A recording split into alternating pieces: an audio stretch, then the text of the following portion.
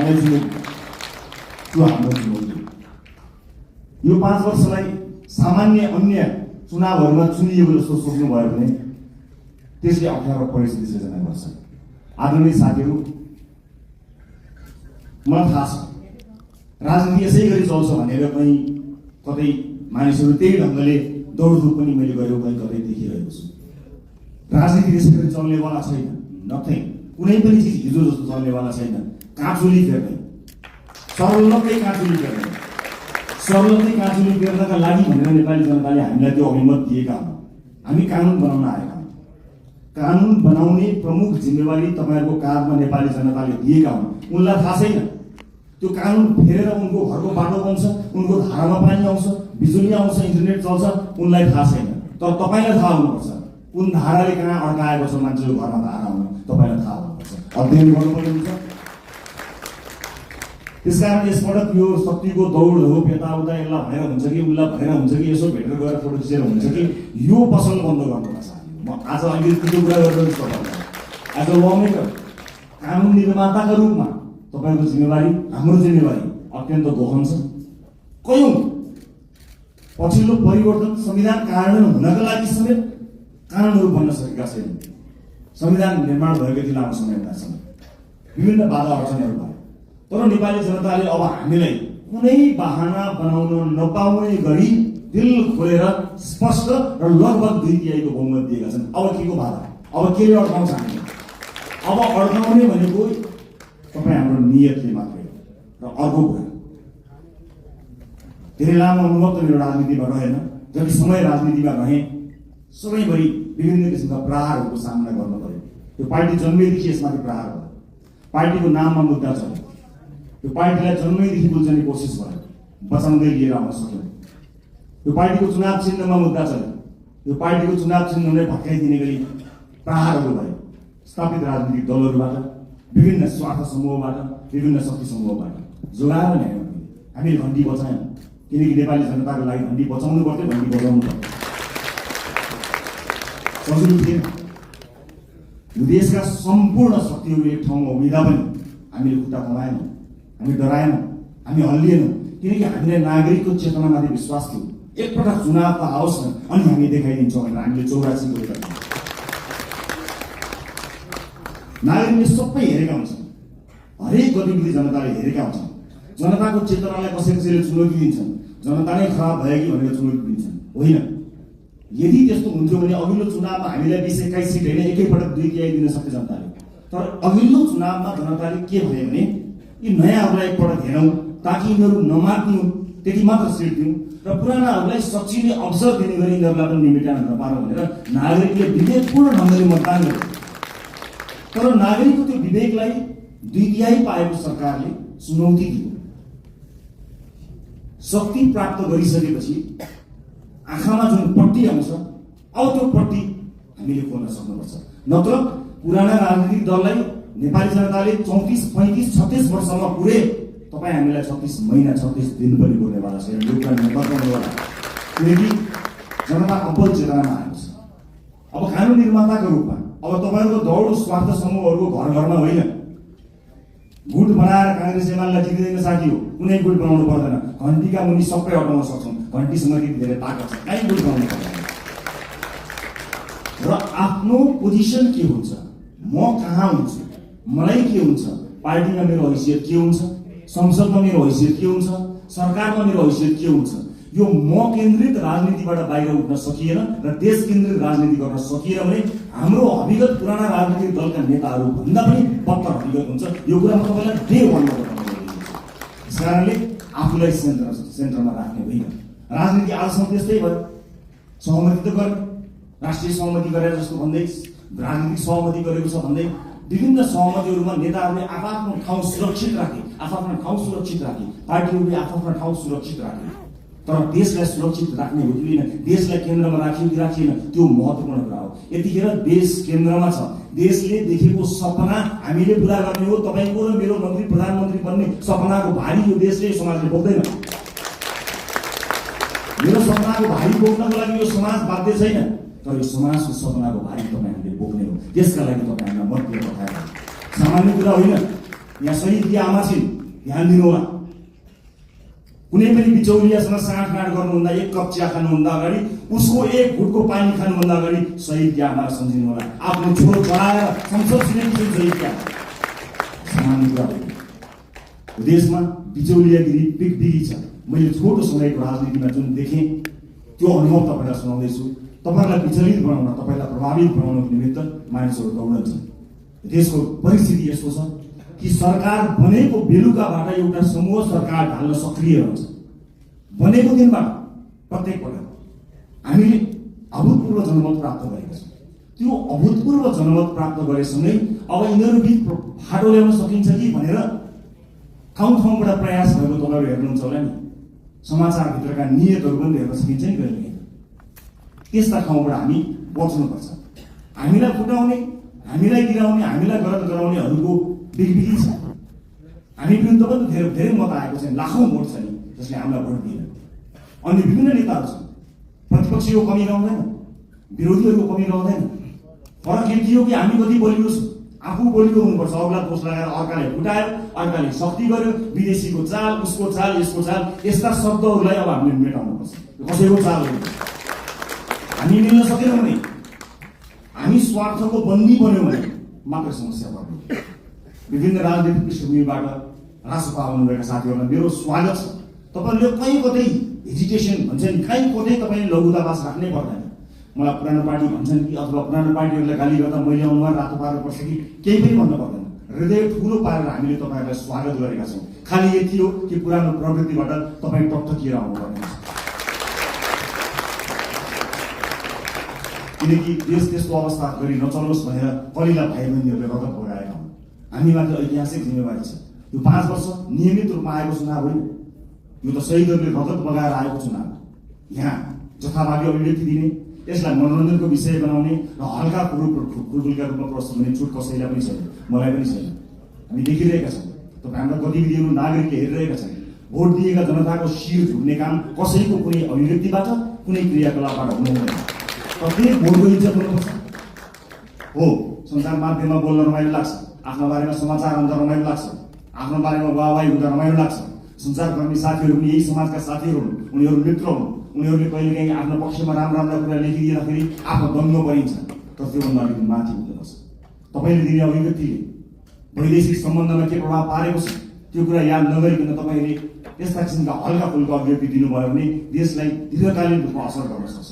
अब तपाईँ हिजोको मान्छे होइन, अब जिम्मेवार सांसद हो, जिम्मेवार राजनीतिकर्मी हो, जिम्मेवार प्रतिनिधि सभाको सदस्य हो। त्यसकारणले आफ्नो भूमिका परिवर्तन भएको छ।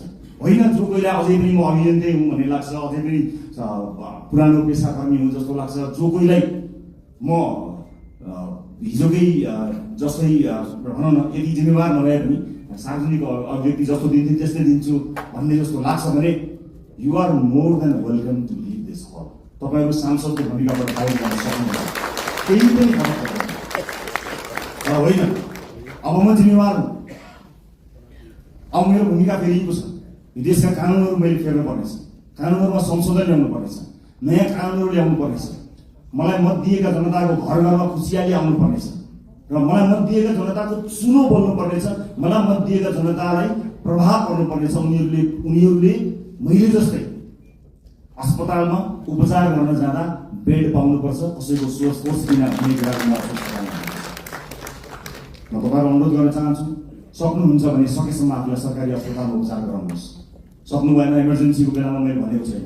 सक्नुहुन्छ सरकारी अस्पतालमा आफूलाई उपचार गराउनुहोस्। सरकारी सेवालाई चुस्त बनाउने हो। जनताका छोराछोरीहरूलाई जुन अप्ठ्यारो पर्छ तपाईँले मात्र सुविधा प्राप्त गर्नु जायज होइन। सक्नुहुन्छ भने म बाध्यताकारी तपाईँलाई भन्दिनँ, महसुस गर्न सक्नुपर्छ। र अर्को महत्त्वपूर्ण कुरा म यहाँलाई बताउँछु। राष्ट्रपा स्थापना भएको 3.5-4 वर्ष पनि भएको छैन। यस बिचमा हामी विभिन्न पृष्ठभूमिका साथीहरू जोडिएका छौँ। राष्ट्रपाभित्र देशको अनुहार छ। अहिले जोडिएका साथीहरू यो देशको अनुहार, यही समाजबाट हामीले प्राप्त गरेका अनुहारहरू हो। हामीभित्र कसैको विवाद पनि होला, कसैको उच्च छवि पनि होला, कसैको सामान्य किसिमको सार्वजनिक जीवन होला, कसैको उच्च किसिमको सार्वजनिक जीवन होला। जे जस्तो भए तापनि एउटा कुरा आज मैले साथीहरूलाई राखेर स्पष्ट के बताउनु पर्छ भने सरकार 2/3 छ, सङ्ख्या घट्ला, अथवा सरकार बहुमतमा रहन्छ, सङ्ख्या घट्ला, अल्पमतमा पर्ला भन्ने कुराको पर्वाह नगरिकन राष्ट्रपाले जन्मदेखि आफ्नो विधानमा स्थापित गरेको राइट टु रिकलको व्यवस्थालाई यसपटक कडाइका साथ लागू गर्नेछ।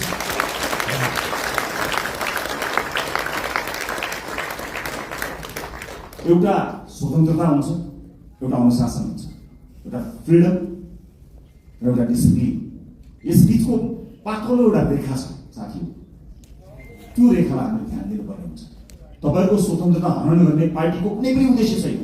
पार्टी सभापतिका रूपमा मेरो कुनै पनि आपत्ति छैन, तपाईँ स्वतन्त्रताको सदुपयोग गर्नुहुन्छ, तर अनुशासित भएर। अनुशासनका लागि पार्टीले आफूलाई स्थापित गराउँछ, पार्टीले अनुशासनका विषयमा तपाईँहरूलाई कडाइका साथ पालना गराउनेछ। किनभने परिवार ठुलो भएको छ, अनुशासित हुन सकेनौँ भने त्यसले अर्कै किसिमको एउटा अराजकता सृजना गर्छ। अराजकतालाई हामी तथापि स्वीकार गर्न सक्दैनौँ। यसै पनि विभिन्न किसिमका अराजकताबाट समाज आक्रान्त भएको यो अवस्थामा हामीले अत्यन्त अनुशासित हुनुपर्नेछ। म अघिपछि भन्दा आज अलिकति फरक चुनिएको छु होला, तपाईँले त्यो महसुस गर्नुभएको छ होला। अलिअलि कडाइका कुराहरू गर्यो, अलिअलि कारबाहीका कुराहरू गर्यो, यसले राइट टु रिकलको कुराकानी गर्यो, अलिक खबरदारी गरे जस्तो गर्यो भन्ने कुरा तपाईँलाई लागेको होला। लाग्नुपर्छ तपाईँलाई, किनकि जुन आशा र अपेक्षाका साथ नेपाली जनताले भोट खन्याएर दिएका छन् नि, त्यो ठुलो जिम्मेवारीको महसुस तपाईँलाई प्रत्येक दिन हुनुपर्छ साथीहरू, प्रत्येक दिन हुनुपर्छ। यो देश अहिले पनि बन्दैन भने कहिले पनि बन्दैन भनेर साथीहरूले भनेका छन्, हर ठाउँ भनेका छन्। तपाईँ भोट माग्न जाँदाखेरि आमा बाहरूले हुँदै के भनेका छन् तपाईँलाई थाहा छ? बाबु यो देश बचाऊ भनेका छन्। सुन्दाखेरि यो देश बचाऊ कति सामान्य कुरा पनि, कति गहन कुरो छ, कति गहिरो कुरो छ, कति ठुलो कुरो छ भन्नुहोस् त। यो देश बचाऊ हामी जस्ता सामान्य मान्छेको हातमा, निलो झन्डा फरफराउँदै हातमा घन्टी बोकेर हिँडेका हाम्रा हातमा, हाम्रा काँधमा देशका ज्येष्ठ नागरिकदेखि बालक बालिकाहरूसँगले यो देश बचाऊ भनिरहेका छन्। यो जिम्मेवारी ठुलो शक्ति हामीले प्राप्त गरेका छौँ। जति ठुलो शक्ति त्यति ठुलो जिम्मेवारी साथीहरू। कृपया यो जिम्मेवारीको महसुस यहाँहरूले गर्नुहोला। म जहाँ जुन ब्याकग्राउन्डबाट आउनुभएको छ म सबैलाई स्वागत गर्न चाहन्छु। राष्ट्रभित्र सिङ्गो देशको अनुहार छ। यहाँ व्यापार व्यवसाय क्षेत्रका साथीहरू पनि हुनुहुन्छ, विद्यार्थी साथीहरू पनि हुनुहुन्छ, जेनजी पुस्ताका सबै साथीहरू हुनुहुन्छ, युवा साथीहरू हुनुहुन्छ, महिला साथीहरू हुनुहुन्छ, सीमान्तकृत वर्गलाई प्रतिनिधित्व गर्ने साथीहरू हुनुहुन्छ, सामाजिक अभियन्ता हुनुहुन्छ, कवि कलाकार मोडल रोल मोडल सबैजना हुनुहुन्छ, पूर्व प्रशासकदेखि लिएर सबैजना हुनुहुन्छ। यति ठुलो यो परिवारलाई समायोजन गर्नको निमित्त, यो परिवारलाई एउटै धारमा एउटै ट्र्याकमा लिएर जानको निमित्त अनुशासनको अत्यन्त ठुलो खाँचो हुन्छ।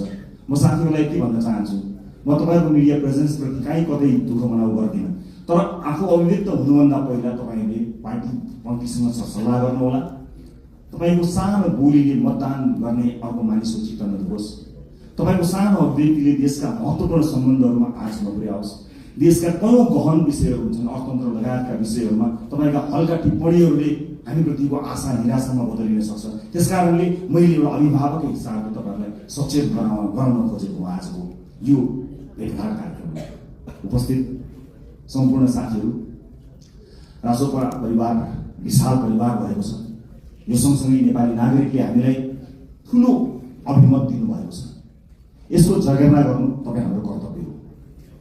अब संसदको सेसन चलेभन्दा बाहेक तपाईँहरूको भेट जनतासँग हुनुपर्नेछ। आफ्नो निर्वाचन क्षेत्रमा निरन्तर खट्नुहोला।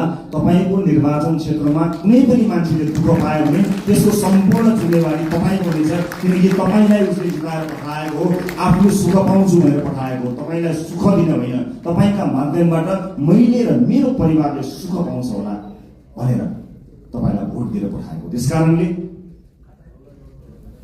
ठुला ठुला हल या ठुला ठुला विदेशी कार्यक्रमहरूको सेमिनारमा होइन, कि गाउँ टोल बस्ती चिया चौताराहरूमा आफ्ना सांसदहरूलाई देख्न चाहन्छ।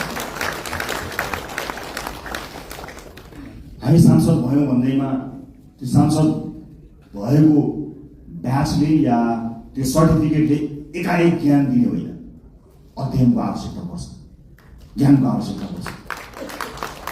र अब शक्तिशाली भएँ भनेर आफ्नो चालचलन आफ्नो व्यवहारै परिवर्तन गर्ने कयौँ साथीहरू पनि मैले देखेको छु। त्यसमा विशेष ध्यान दिनुहोला। नागरिकसँग सधैँ नजिक रहनुहोला। चुनाव त फेरि पनि आउँछ। त्यतिखेर हामीले भनेका छौँ यसपटक हामीले इतिहास रच्ने कोसिस गरेका छौँ। हामीले नागरिकसँग करार गरेका छौँ। नागरिक हामीलाई भोट हाल्न तयार थिए, तर पनि हामीले अतिरिक्त प्रतिबद्धता किन गऱ्यौँ भने हामी कमिटेड छौँ। यसपटक परिवर्तन गरेरै छाड्ने हो, यसपटक खाँचुनी फेर्दै छाड्ने हो भनेर हामीले नागरिकसँग करार गरेका छौँ। त्यो करारका अक्षर अक्षर पढ्नु होला। र तपाईँहरूमध्ये कोही यही भएकै हलहरूमध्ये नै कोही न कोही मन्त्रालय सम्हाल्ने साथीहरू हुनुहुन्छ, तर कृपया मन्त्री बनाइदिनुहोस् भनेर या मिडिया ट्रायलमा म फलाना मन्त्री भनेर त्यस्तो चिजलाई बन्द गरिदिनु होला। किनभने अहिलेसम्म केही पनि भएको छैन। पार्टीले क्याबिनेटमा कसलाई पठाउँछ भन्ने कुराको निर्णय आज यतिखेर तपाईँसँग हुँदासम्म हामीले गरेका छैनौँ। पार्टीले सही निर्णय गर्छ। कसैलाई तपाईँले भन्नु पर्दैन। हामीलाई थाहा छ, तपाईँहरूको दिव्यता थाहा छ, तपाईँहरूको क्षमता थाहा छ। कयौँ साथीहरू देखिए गर्नुहुन्छ, कयौँ साथीहरू छेकिए गर्नुहुन्छ। पार्टीले छेकिएका साथीलाई पनि हेरिरहेको छ।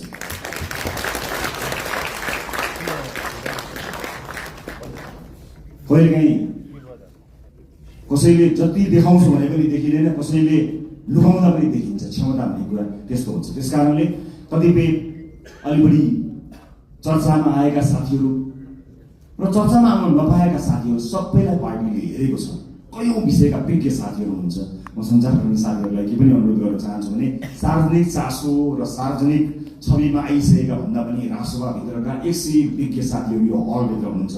अलिकति क्यामेरालाई फोकस गर्नुभयो, अलिकति tilt down tilt up left right गर्नुभयो भने यो हलभित्र 101 विज्ञ साथीहरू हुनुहुन्छ है साथीहरू। त्यस कारणले आम नागरिकलाई ती साथीहरूबारे पनि जानकारी दिइदिनु होला है। चलेका, देखिएका, सुनिएका साथीहरू त्यहाँ सधैँ हुनुहुन्छ, त्यहाँतिर पनि अलिकति ध्यान दिनुहोस् ताकि नागरिकले थाहा पाउन् कि राष्ट्रवादीहरू यस्ता मान्छेहरू पनि रहेछन् भन्ने कुरा। यो मेरो सञ्चारकर्मी साथीहरूको उल्लेख्य उपस्थिति भएको हुनाले मेरो विनम्रपूर्वक यहाँहरूलाई गरिएको अनुरोध हो। अब म लगभग आफ्नो भनाइको अन्त्यतिर आएको छु। उपस्थित साथीहरू, चुनावमा हामीले अत्यन्त दुःख गऱ्यौँ। तपाईँहरूले मेहनत गर्नुभयो, परिश्रम गर्नुभयो। केही नयाँ साथीहरू, केही पुराना साथीहरू पनि चुनिएर आउनुभएको छ। अधिकांश धेरै सांसदका रूपमा नयाँ साथीहरू आउनुभएको छ। स्वाभाविक रूपमा के होला, कसो होला, कस्तो होला भन्ने कुरा तपाईँलाई लागेकै हुनुपर्छ। चुनावका बेलामा जुन मेहनत तपाईँले गर्नुभयो त्यो खटाइका हिसाबले त्यो मेहनत सायद नपर्ला, तर सोचाइका हिसाबले, पढाइका हिसाबले, अध्ययनका हिसाबले, रिसर्चका हिसाबले त्योभन्दा कम मेहनत गरेर चाहिँ परिवर्तन आउन सक्दैन। त्यस कारणले तपाईँको काँधमा अत्यन्तै ठुलो जिम्मेवारी आइपरेको छ। यसको महसुस गर्नु होला। म फेरि पनि दोहोऱ्याएर भन्न चाहन्छु, संसारको कुनै पनि देशले बिरलै पाउने यो अवसर हामीले प्राप्त गरेका छौँ। आफ्नो देशको इतिहास आफ्नै हातले लेख्ने यो अवसर हामीले प्राप्त गरेका छौँ। भोट माग्दा हामीले आम जनतालाई के भनेका थियौँ भने यसपटक तपाईँले आफ्नो भाग्य आफ्नै हातले लेख्ने हो, इतिहास रच्ने हो 21 गते भनेर हामी सबैले भनेका हौँ। विभिन्न ठाउँमा विभिन्न साथीहरूसँग भेटघाट गर्दा म आफै पनि पुगेको र तपाईँहरूको हात समातेर भनेको म सम्झन्छु। हामीले भनेका थियौँ यसपटक आफ्नो हातले आफ्नै इतिहास लेख्ने। आज म तपाईँलाई यो हलभित्र भनिरहेको छु, साथी हो, यो देशको भविष्य कस्तो लेख्ने तपाईँको हातमा छ, मात्र तपाईँको हातमा छ, अरू कसैको हातमा छैन। जनताले दिए तपाईँलाई, ल लेख हाम्रो भविष्य, ल रोक हाम्रा छोराछोरीलाई विदेश जानबाट, ल सृजना गरेर रोजगारी, ल बनाऊ बाटोघाटो, ल पुर्याऊ बिजुली, देऊ शिक्षा, देऊ स्वास्थ्य। जनताले आफ्नो गर्ने काम गरे, तपाईँको काममा आएको छ। यसबाट एकदमै धेरै रमाइलो यसलाई लिएर, यसलाई चाहिँ उत्सवका रूपमा भन्दा पनि जिम्मेवारीको रूपमा काम गर्नुपर्ने यो गहन बेला तपाईँहरूको काममा आइपरेको छ। त्यसैले म सबैलाई यसको महसुस गर्नको निमित्त हार्दिक अनुरोध गर्न चाहन्छु। म फेरि पनि भन्छु, यो सामान्य परिस्थितिले आएको होइन। भाइ बहिनीहरूले, ससाना भाइहरूले आफ्नो रगत बढाएर ल्याएको यो परिवर्तनलाई संस्थागत गरेर अर्को निर्वाचनमा कुनै पनि उम्मेदवारले भोट माग्न जान नपरोस्, हाम्रो काम बोलोस् भन्ने हेतुले तपाईँहरूले काम गर्नुहुनेछ। नजानेको कुरा सिक्नका लागि कहिले पनि अप्ठ्यारो मान्न पर्दैन। मैले अघि नै भने हामीले सांसदको लोगो लगाउने बित्तिकै, हामी सांसदको कुर्सीमा बस्ने बित्तिकै या संसद भवन छिर्ने बित्तिकै ज्ञान उहिरिएर हामी कहाँ आउने होइन। फेरि पनि मेहनत गर्नुपर्छ, फेरि पनि परिश्रम गर्नुपर्ने हुन्छ। कहाँ समस्या परेका छन् त्यसबारे ध्यान दिनुपर्ने हुन्छ। मलाई आशा छ यति प्रबुद्ध, यति क्षमतावान, यति युवा, यति समावेशी, यति धेरै साथीहरू एक ठाउँमा उभिँदा पनि यो देश बन्दैन भने, यति साथीहरू मिलेर पनि बनाउन सकिएन भने कसले बनाउन सक्ला? सक्छौँ, हामी गर्छौँ, हामी सक्छौँ, हामी गर्छौँ। अन्त्यमा यो देशको सबैभन्दा ठुलो समस्या मैले देखेको सामाजिक न्याय हो। सामाजिक न्यायका लागि लड्नुपर्ने हुन्छ। आम मानिसको आँखाले देख्ने विकास भनेको भौतिक पूर्वाधारको विकास हुन सक्दछ। ठुला ठुला बिल्डिङ, चिल्ला सडकहरू विकासका सूचक हुन सक्दछन्। मलाई सोध्नुहुन्छ भने मेरा लागि विकासको सूचक भनेको सामाजिक न्याय हो, सोसियल जस्टिस। जुन समाजमा न्याय छैन, जुन समाजमा विभेद छ, त्यो समाज मान्छे बस्ने समाज होइन। मान्छे बस्ने समाजका लागि हामीले मान्छे बस्ने समाज जस्तो बनाउनु पर्ने हुन्छ। सामाजिक न्यायका लागि अब तपाईँ हामीले पैरवी गर्नुपर्ने हुन्छ। राष्ट्रपाले चाहेर पनि कयौँ साथीहरूलाई जोड्न सकेन। हामी समावेशी हुन चाहन्थ्यौँ। हुन त तुलनात्मक रूपमा राष्ट्रपाले अन्य राजनीतिक दलभन्दा धेरै महिला साथीहरूलाई उठायो, तर यो पर्याप्त होइन। म दुःखका साथ क्षमा याचना गर्दै भन्छु, हाम्रो पार्टीभित्र राई लिम्बू समुदायको प्रतिनिधित्व योपालि प्रतिनिधि सभामा हुन सकेन। सभापतिका हिसाबले म क्षमा माग्न चाहन्छु र म विश्वासका साथ भन्न चाहन्छु आगामी दिनमा समावेशिताको यो महत्त्वपूर्ण कडीलाई प्राथमिकताका साथ अगाडि राखेर अगाडि बढ्नेछौँ। म विश्वास गर्न चाहन्छु। यही हलबाट तपाईँहरू भोलि मन्त्रीका रूपमा आसीन रहनुहोला। म तपाईँलाई स्पष्ट पार्न चाहन्छु, तपाईँले शक्ति आर्जन गरेर भोलि बजेटमा आफ्नो क्षेत्रमा बजेट सोरेर लानुभयो, कर्णालीलाई रहनु भयो, मधेसलाई रहनु भयो, सुदूरपश्चिमलाई रहनु भयो भने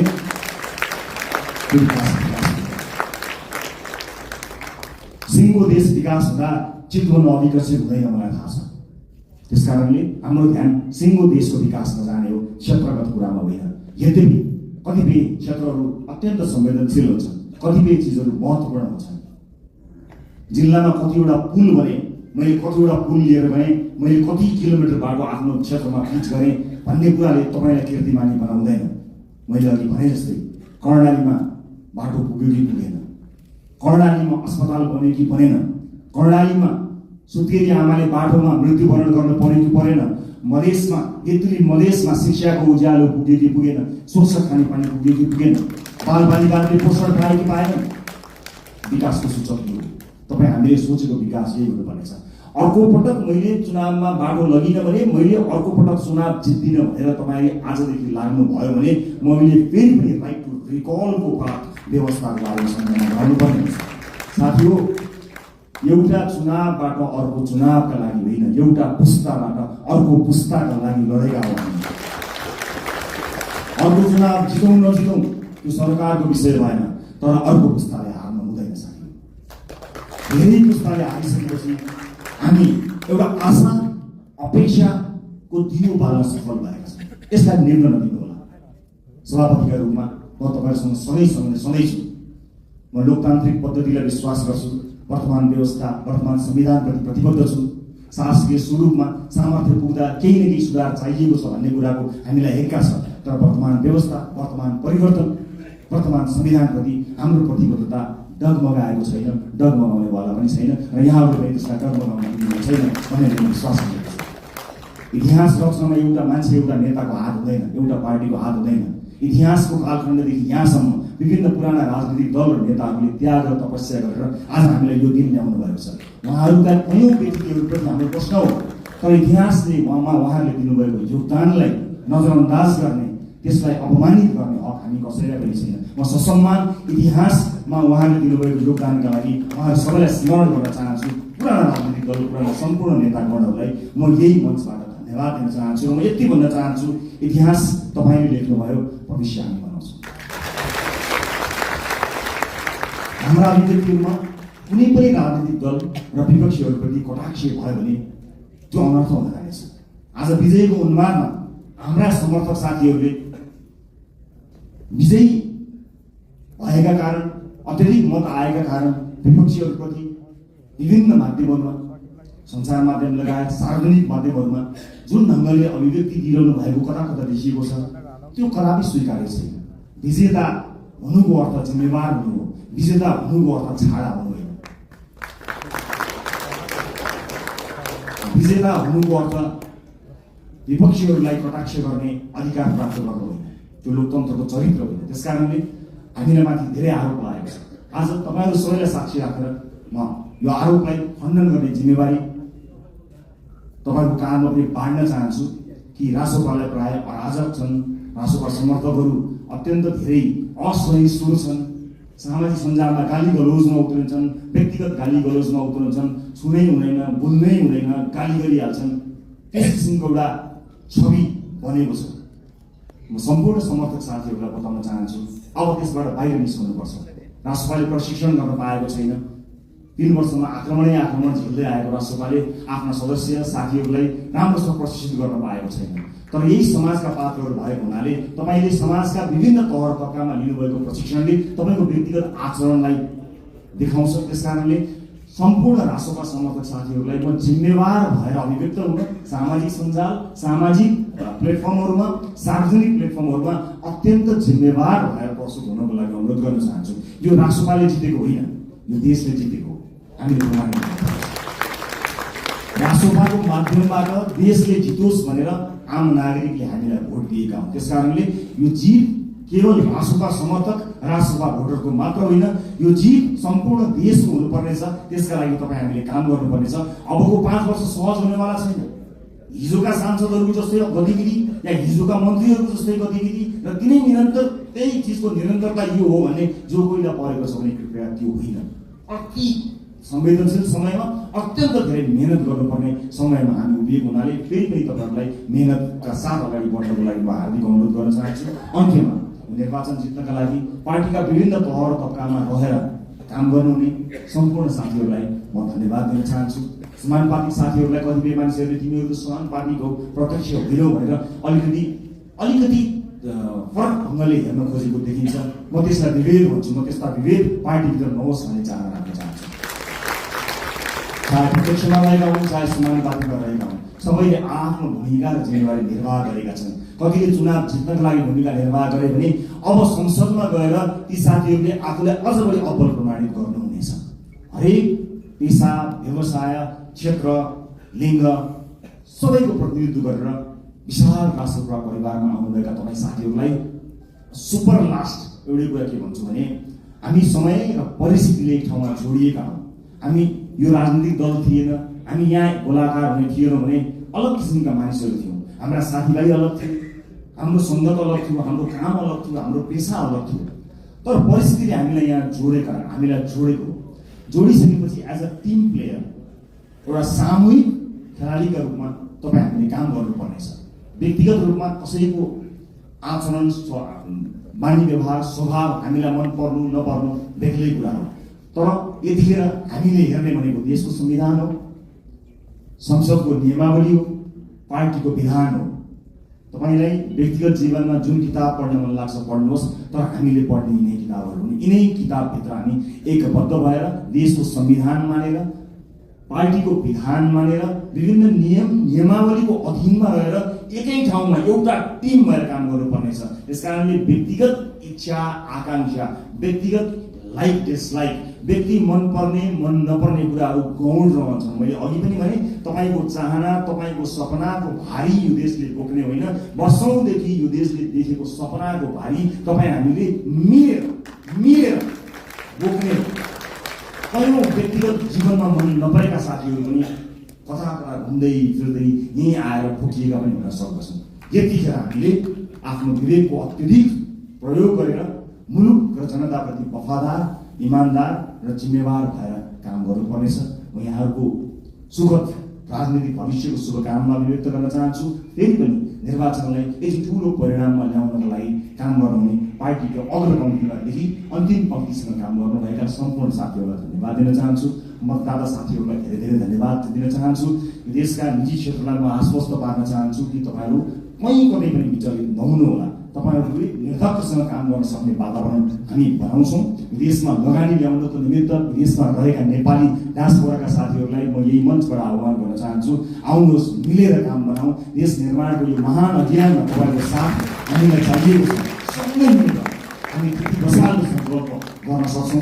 अन्तर्राष्ट्रिय समुदायलाई पनि म यति भन्न चाहन्छु कि नेपाल लगानी गर्नका लागि सुरक्षित देश छ। तपाईँ र तपाईँको लगानी यो देशमा सुरक्षित हुन्छ। डक्क हुनुहोला, कुनै किसिमको बाधा अड्चन हुने छैन।